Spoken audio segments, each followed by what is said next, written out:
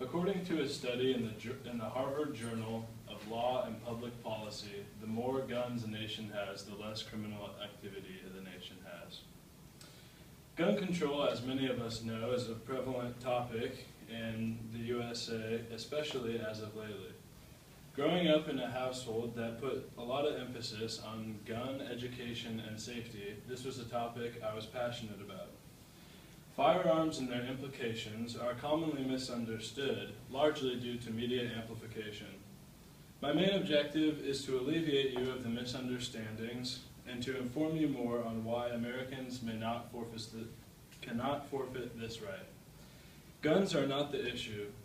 To ban guns or regulate strictly the laws around guns would be a detrimental step in the wrong direction. America would be susceptible to government abuse and to the lack of power to do anything about it. Let's first talk about why banning guns and making regulations more strict is an issue. Gun control advocates believe that tightening laws and banning guns altogether would be a viable solution to our gun violence problem. However, our Second Amendment allows us to keep and bear arms. If we get stripped of such a basic right, what else do we have? Obama is quoted in a joint appearance with the President of Mexico saying, "I believe in the Second Amendment. It does provide for Americans to bear arms for their protection, for their safety, for hunting, and for a wide range of uses." However, his true intentions may be revealed in a book written by economist John R. Lott, who has a personal relationship with Obama, where Obama was quoted saying, "I don't believe people should be able to own guns." This is not surprising due to the fact that President Obama is known as the most anti-gun president in United States history. Attempts to tighten gun laws and ban guns are a direct contradiction of the Constitution and simply would be proven futile attempts. Multiple types of gun violence are prevalent in the United States, and to look for one single answer that is the solution to all of them is simply absurd and will not happen. No law you can make or right you can suppress will fix this problem as a whole. Obama proposed a ban on assault rifles amid a nationwide gun debate perpetuated by isolated cases of mass murder. This proved to be a futile attempt at solution when studies from criminology professors were compiled to show that assault rifles were only tied to 0.012% of deaths in the U.S. in 2011. The second solution gun control advocates turn to are the banning of guns altogether.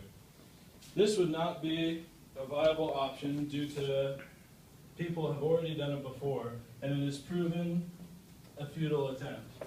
The UK has strict gun laws and prohibits guns for private use, and is also the country with the leading number of violent crimes. To ban guns would not be a viable solution.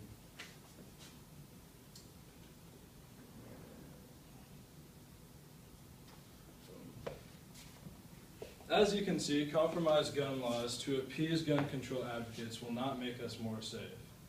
Now that we know the problem and what does not work, we are able to look more into what does work.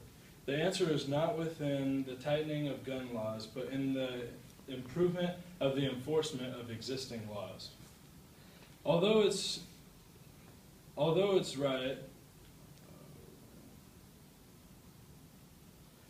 a right, the United States has implemented a list of gun laws that already exist.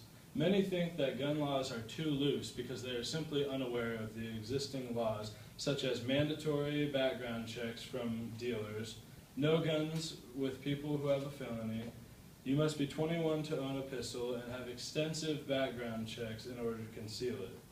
What makes us think more laws will make people follow them? The only true solution is to tighten the enforcement around already existing laws. The Bureau of Alcohol, Tobacco, and Firearms identifies three main groups and the sole providers of illegal firearms. The black market, the U.S. black market, is the #1 way criminals obtain guns. The second is due to the 8% of gun stores nationwide responsible for the majority of criminal guns. There's a big problem with gun dealers being shady and trying to capitalize on the demand for illegal firearms. The third is straw purchases, is when someone with a clean record buys a gun for someone who would have been ineligible to buy a gun. Instead of making meaningless laws, we need to put more emphasis on law enforcement of illegal gun distribution. This shows an easy way that we can do that. I don't know if you guys can see it really well, especially because it's not even up yet, but the number of NICS requests reported, the more violent crime went down. An NIC request is a request by the FBI when a purchase is being made. Over the years, they demanded more NIS requests be filled out, and as the percentage of people who got checked by the FBI during the background process were checked, gun violence was dramatically decreased. Compromise laws are allowed. Compromise laws will eventually lead to the loss of our Second Amendment right. It may cause government collapse and a lopsided power in favor of the government. Many people think this will never happen in America, but a study by Philip G. Zimbardo at Stanford University shows otherwise. He conducted a test in which 21 test subjects were instructed to be prisoners and guards. They acted out these roles as if it was the truth. After 6 days, the experiment came to a halt due to the physical and mental health of the prisoners. A journal published in the Chronicle of Higher Learning states, Zimbardo wanted to know who would win, good people or an evil situation. It goes on to say, power ruled and unrestrained order became an aphrodisiac. Luckily, there is a way your voice can be heard.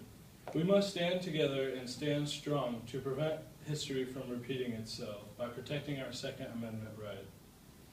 To join the National Rifle Association, an association with over 4.5 million people band together to protect our Second Amendment right, you may visit home.nra.org to become a member today. As a wise man named Benjamin Franklin once said, we must all hang together, or assuredly we will all hang separately.